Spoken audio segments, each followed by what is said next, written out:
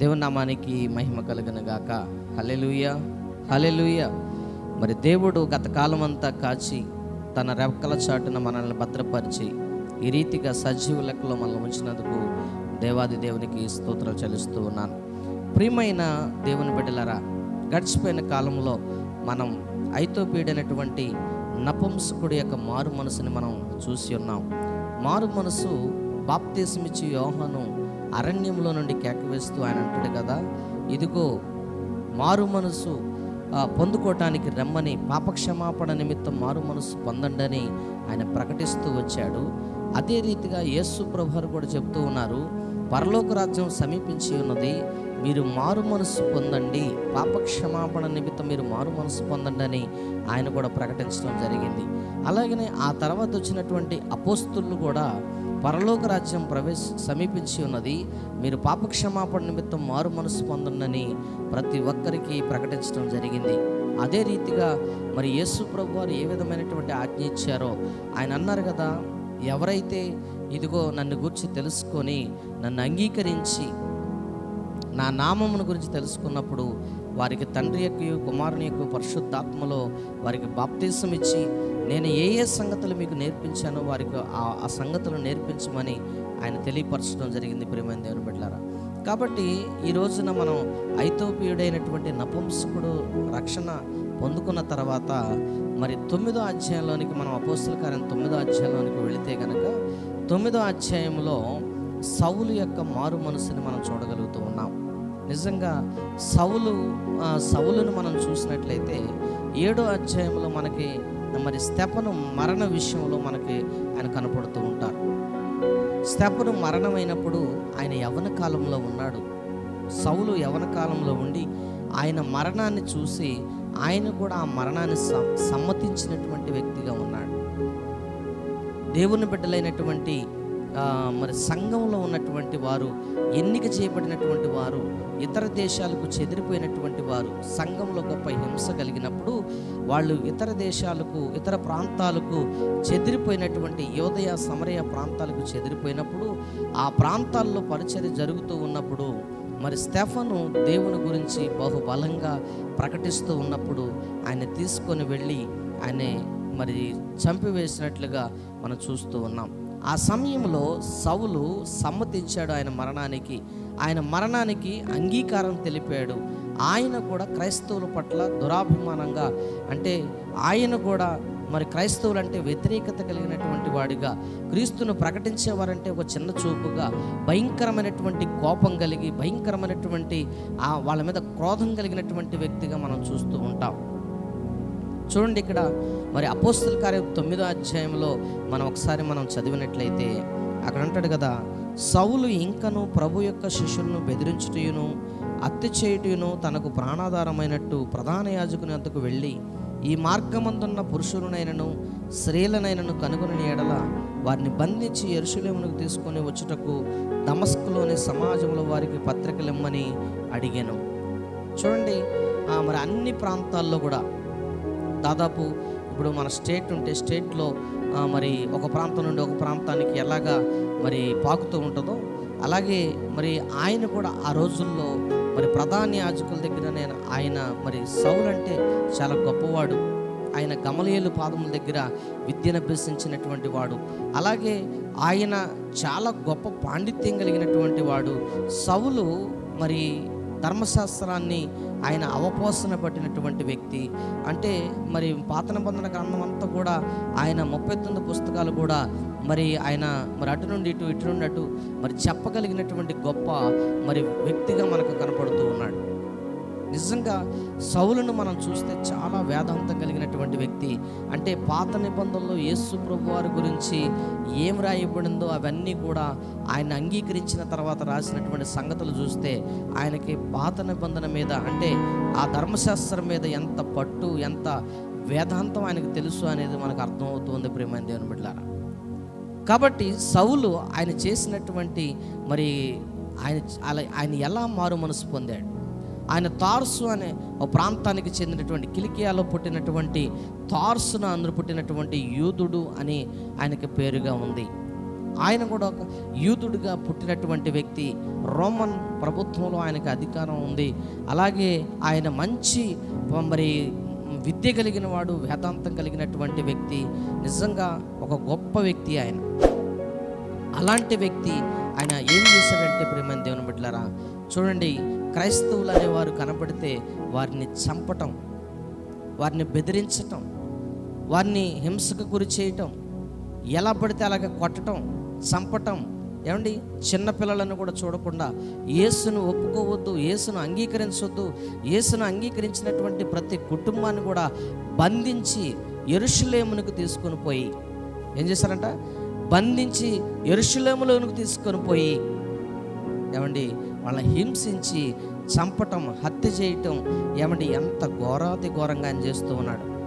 హింసకుడంట, దోషకుడంట, హానికరుడుగా ఉన్నటువంటి సౌలు మరి ఎలా మారాడండి? ఎలా మారాడు? నిజంగా యేసయ్య ప్రేమ చాలా గొప్పది ప్రేమ దేవుని బిడ్డలారా. యేసయ్య ప్రేమ చాలా గొప్పది. ఎందుకంటే ఒక హంతకుడు మారటం అనేది మామూలు విషయం కాదు. ఈ రోజున చాలామంది చూడండి, జైళ్ళల్లో పరిచయం చేసే దైవజనులు ఉన్నారు చాలామంది. నిజంగా అప్పుడప్పుడు జైలుకి వెళుతూ ఉన్నప్పుడు అక్కడికి కరుడుగట్టినటువంటి రౌడీలు, కరుడుగట్టినటువంటి తీవ్రవాదులు, అలాగే అనేకులు చంపినటువంటి వ్యక్తులు మనకు జైల్లో తారసపడుతూ ఉంటారు. అలాంటి వ్యక్తుల దగ్గరికి వెళ్ళి దేవుని ప్రేమను, దేవుని వాక్యమును వారి మధ్యన ప్రకటించినప్పుడు అనేక మంది దేవుని నమ్మి విడుదల పొంది ఈ రోజున సేవ చేసే వాళ్ళు కూడా చాలామంది మనకు అగ్గుపడుతూ ఉంటారు ప్రియమైన దేవుని బిడ్డలారా. కాబట్టి ఈ సౌలు ఎలా ఉన్నాడంటే భయంకరంగా ఉన్నాడు. అనేక మందిని హింసకు గురి చేస్తూ, అనేక మందిని చంపుతూ నిజంగా భయభ్రాంతులు చేశాడు. సౌలు అంటేనే ఒక బ్రాండ్ అయిపోయాడు ఆయన. సౌలు అంటే భయపడుతూ ఉన్నారు, క్రైస్తవులంతా భయపడుతూ ఉన్నారు. చూడండి, ఈ రోజున కూడా చాలామంది క్రైస్తవుల మీద దాడులు చేసేవాళ్ళు ఎక్కువైపోయారు, చంపేవాళ్ళు ఎక్కువైపోయారు, బెదిరించే వాళ్ళు ఎక్కువైపోయారు. పర్మిషన్ ఎవరిచ్చారని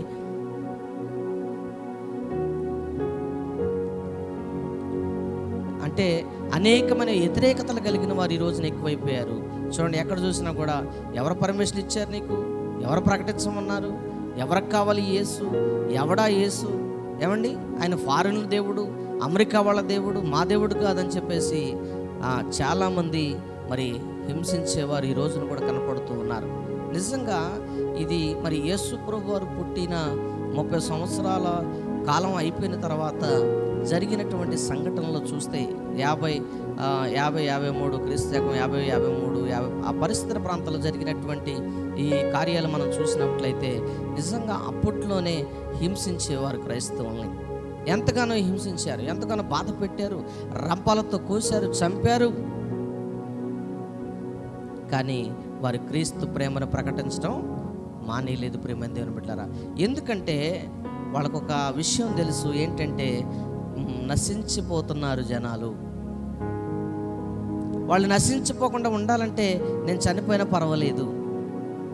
స్తెఫను ఎందుకు మరణించాడంటారు? ఎందుకు మరణాన్ని అంగీకరించాడు? ఎందుకు రాళ్లతో కొడుతున్నా కూడా ఆయన తిరిగి కొట్టలేదు? ఎందుకు చంపలేకపోయాడు? ఎందుకు పారిపోలేకపోయాడు? కారణం ఏంటంటే ఆయన ప్రేమను ప్రకటిస్తూ ఉన్నాడు. వీరేం చేస్తున్నారు వీరికి తెలియదని చెప్పాడు ఆయన. నిజంగా మరి సౌలు జీవితంలో కూడా తెలియదు ఆయన ఎందుకు హింసిస్తున్నాడో తెలియదు. ఏదో కోపం, తెలియని కోపం, తెలియని కోపం, తెలియనటువంటి బాధ ప్రియమైన దేవుని బిడ్డలారా వారిని అలా కోపోద్రేకుల్లో నెట్టేస్తుంది. వాళ్ళకి తెలియదు. అందుకని ఈ రోజున హింసించే వారికి తెలియదు దేవుడు అంటే ఏంటో, హింసించే వారికి తెలియదు వారు దేవుని రక్షణ అంటే ఏంటో, హింసించే వారికి తెలియదు పరలోక రాజ్యం అంటే ఏంటో, హింసించే వారికి తెలియదు దేవుని ప్రేమ ఏంటో. నిజంగా చూడండి ప్రేమ దేవుని బిడ్డలారా, ఈ సౌలు చాలా గొప్ప వ్యక్తి అయినటువంటి ఈ వ్యక్తి హింసిస్తూ దమస్కులోనికి ప్రవేశించాడు. దమస్కు దగ్గరికి వెళ్ళిన తర్వాత ఆకాశం నుండి ప్రకాశమైనటువంటి ఒక వెలుగు వచ్చి ఆ వెలుగు ఆయన చుట్టూ ప్రకాశించినప్పుడు మరి ఆయన కన్నులు పోయి దేవుని స్వరాన్ని విన్నాడు. దేవుని స్వరాన్ని స్వయంగా యేసుక్రీస్తు యొక్క స్వరాన్ని విన్నాడు. యేసు ప్రభు వారు ఆయనతో స్వయాన మాట్లాడుతున్నారు. ఏమని మాట్లాడుతున్నారంటే, సౌలా సౌలా, నన్నెందుకు హింసిస్తున్నావు? నీవు హింసిస్తున్న యేసును నేనే అని అన్నాడు. కానీ ఆయన యేసుని హింసించాడా? యేసు ఉన్నప్పుడు ఆయన ఉన్నాడా? కానీ మరి ఎందుకు ఆయన ఆ మాట అన్నాడంటే, సంఘమును హింసిస్తే యేసుని హింసించినట్టే, సంఘాన్ని బాధ పెడితే యేసుని బాధ పెట్టినట్టే. ఆ బాధ ఆయనే అనుభవిస్తున్నాడు. ఎంతోమంది మరణాన్ని చూసిన తర్వాత సౌలుతో మాట్లాడాడు దేవుడు. సౌలు అన్నాడు, అయ్యా, నిజంగా అప్పుడు సరెండర్ అయిపోయాడు సౌలు. నిజంగా దేవునికి లోబడిపోయాడు. నిజంగా దేవునికి లోబడిపోయాడు. అప్పుడు అననీయ అనే ఒక దైవజనుడితో యేసు ప్రభువు వారు మాట్లాడుతూ అన్నాడు కదా, అయ్యా, ఇదిగో మరి మీ ఊర్లోకి ఒక వ్యక్తి దమస్కులోని పట్టణంలోనికి వచ్చాడు. ఆయన పేరు సౌలు. ఆ సౌలు దగ్గరికి వెళ్ళి మీరు ప్రార్థన చేయండి. ఆయన కూడా ప్రార్థన చేస్తాడు. ఆయన నా నామమును భరించడానికి నేను ఎన్నుకున్నటువంటి దాసుడు అని చెప్పాడు. ఎప్పుడైతే అననీయతో దేవుడు మాట్లాడాడో ఆయన అన్నాడు కదా, అమ్మో తండ్రి, ఆయన అనేక జనుల్ని క్రైస్తవుల్ని హింసించాడయ్యా, క్రైస్తవుల్ని బాధ పెట్టాడయ్యా, ఎంతో ఘోరంగా ఉన్నాడయ్యా అని చెప్పేసి ఆయన అన్నప్పుడు ఆయన అన్నాడు కదా, నా నామమును భరించడానికి నేను ఆయన్ని ఎన్నుకున్నానని చెప్పాడు. నిజంగా ఎంత గొప్ప విషయం అండి ప్రియమైన దేవుని బిడ్డలారా. ఆయన నామాన్ని భరించడానికి ఎన్నిక చేపట్టాడు. నిజంగా ఈ రోజున చాలామంది హింసిస్తున్నాను క్రీస్తుని అనుకుంటున్నారు. కానీ ఒక రోజున వాళ్ళు ఆ నామం గురించి భరించవలసినటువంటి దినాలు వస్తాయి. స్తెఫనుని చంపేటప్పుడు చూస్తూ ఉన్నాడు, నవ్వుతూ ఉన్నాడు అనుకోండి, సంబరపడ్డాడు అనుకోండి, ఒక క్రైస్తవుని చంపేశామనే ఆ సమ్మతిలో ఆయన కూడా ఏకీపించి ఉండొచ్చు. కానీ ఈ రోజున ఆయనే ప్రభువు కోసం మరణం అవడానికి సిద్ధమయ్యాడు. అందుకనే వాళ్ళు ఏం చేస్తున్నారు వాళ్ళకి తెలియదు కనుక వారిని క్షమించండి అనే మాట నిజంగా పౌలుని ఆశ్చర్యపరిచింది. సౌలుని ఆశ్చర్యపరిచింది ఆ మాట. వీరేం చేస్తున్నారు వీరు తెలియదు కాబట్టి వారిని క్షమించండి అనే మాట సౌలుని ఆశ్చర్యపరిచింది. అప్పుడు సౌలు కనులు పొరలు ఊడిపోయి ప్రార్థన చేసి లేచి బాప్తిసం పొందుకొని దేవుని దగ్గర నిలబడ్డాడు. మారు మనసు పొందుకున్నాడు. చూడండి, మారు మనసు అనేది మన జీవితంలో అవసరమైనది. పాప క్షమాపణ పొందుకొని మారు మనసు పొంది బాప్తిసం పొందుకుంటే నిజంగా దేవుని ప్రేమను మనం చూడగలుగుతాం. ఈరోజు చాలామంది క్రైస్తవులను బట్టి చెడ్డ పేరు వస్తుందంటే కారణం ఏంటంటే వారు మారు మనసు పొందుకోకుండా క్రైస్తవులు అని చెప్పుకుంటున్నారు. పాప క్షమాపణ పొందకుండా, మారు మనసు పొందకుండా బాప్తిసం తీసుకొని తప్పుడు పనులు చేసి తప్పుడు విధానంలో జీవించి ఈ రోజున క్రైస్తవ్యానికి చెడ్డ పేరు తీసుకొస్తున్న వారు చాలామంది ఉన్నారు ప్రియమైన దేవుని బిడ్డ. కాబట్టి దేవుని వాక్యం స్పష్టంగా మనతో మాట్లాడుతుంది ఏంటంటే, పాప క్షమాపణ నిమిత్తము మారు మనసు పొంది బాప్తిసం పొంది దేవుని కోసం నిలబడిన వారు ఖచ్చితంగా పాపము చేయరు, ఖచ్చితంగా మరి పాపానికి లోబడరు, పాప జీవితంలోనికి పడిపోరు. ఒకవేళ పడిపోయినా తిరిగి లేపబడి కట్టబడతారు. అందుకనే అపోస్తలులైనటువంటి అందరూ కూడా వాళ్ళు మారు మనసు పొందారు. సౌలు కూడా మారు మనసు పొందాడు. సౌలు జీవితంలో మారు మనసు వచ్చింది. ఆ రోజు నుండి యేసే క్రీస్తు అని ప్రకటిస్తూ ఉన్నాడు. సమాజ మందిరాల్లో నిలబడి యేసే క్రీస్తు అని ప్రకటిస్తున్నాడు. ఊర్లలోకి వెళ్ళి యేసే క్రీస్తు అని ప్రకటిస్తున్నాడు. యేసే దేవుని కుమారుడైన క్రీస్తు, యేసే దేవుని కుమారుడైన క్రీస్తు అని బాహాటంగా ప్రకటిస్తూ ఉన్నాడు. కారణం ఏంటంటే ఆయన తెలిసిన సత్యాన్ని, ఆయన పొందిన కార్యాన్ని, ఆయన చూసిన విషయాన్ని బహిర్గతంగా సాక్షిగా నిలబడి చెబుతూ ఉన్నాడు. ఎంత గొప్ప విషయం అండి అది. ఈ రోజున చాలామంది జీవితాలు మనం చూస్తే మరి మార్పు లేనటువంటి వారుగా కనపడుతూ ఉన్నారు. కాబట్టి మరి ఒక యజమానుడు మరి ఎంత ప్రేమతో చూసుకుంటాడు, అలాగే దేవుడు కూడా మనల్ని అంత ప్రేమగా ప్రేమిస్తూ ఉన్నాడు. నిజమే ప్రేమ దేవుని బిడ్డలారా, గొప్ప ప్రేమ ఆయనది, ఆశ్చర్యకరమైనటువంటి ప్రేమ, అద్భుతమైనటువంటి ప్రేమ ఆయనది. నిన్ను నన్ను ఆయన ఆఖరి రక్తబొట్టు కార్చి మనల్ని సంపాదించుకున్నాడు. ఇకనైనా మారకపోతే, ఇకనైనా మారు మనసు పొందుకోపోతే, ఇకనైనా పాప క్షమాపణ పొందకపోతే, ఇకనైనా బాప్తిసం పొందుకోపోతే నీకు నరకమే గతి. వినపడుతుందా? నమ్మిన వాడికి రక్షణ, నమ్మని వానికి శిక్ష అని ఆయన క్లియర్గా ప్రకటిస్తూ ఉన్నాడు. కాబట్టి సౌలు తన జీవితాన్ని మార్చుకున్నాడు. పాప బ్రతుకుని కడిగి వేసుకున్నాడు, పాపాన్ని తుడిచివేసుకున్నాడు. యేసు ప్రభు వారి దగ్గర కన్నీటితో ఏడ్చి ఆయన పాదాల దగ్గర పడి పాపాన్ని విడిచిపెట్టుకున్నాడు. దేవుని కుమారుడిలాగా బ్రతికాడు, క్రీస్తు బిడ్డగా బ్రతికాడు, ఆయన సాక్షిగా బ్రతికాడు. ఎంత గొప్ప విషయం అండి. చివరికి తన చిరఛేదనం చేయించుకోవడానికి కూడా వెనకాడలేదు. ప్రేమ దేవుని బిడ్డలారా, అంత గొప్ప వ్యక్తి సౌలు. కొత్త నిబంధన గ్రంథంలో మనం చూస్తే సౌలు అనే పేరు 15 సార్లు కనపడుతుంది మనకు. కానీ పౌలు అనే పేరు ఎక్కువ సమయం ఎక్కువగా కనపడుతూ ఉంటుంది. ఎందుకంటే మారక ముందున్న జీవితం కంటే మారిన తర్వాత జీవితం గొప్పగా కనపడుతుంది. ఈ రోజున చాలామంది జీవితాలు చూస్తే మారక ముందు కంటే మారిన తర్వాతే భయంకరంగా జీవిస్తూ ఉన్నారు. మార్పు పొందక ముందే కొద్దిగా నయం అనిపిస్తున్నారు, మార్పు పొందాక మరీ భయంకరంగా జీవిస్తున్నారు. ఎంతవరకు ఇది మరి మారినట్టు ప్రేమ దేవుని బిడ్డలారా?